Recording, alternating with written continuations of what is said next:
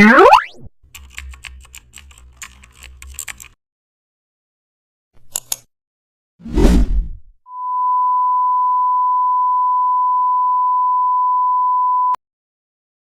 back to the channel. Don't forget to like, share and subscribe for more updates.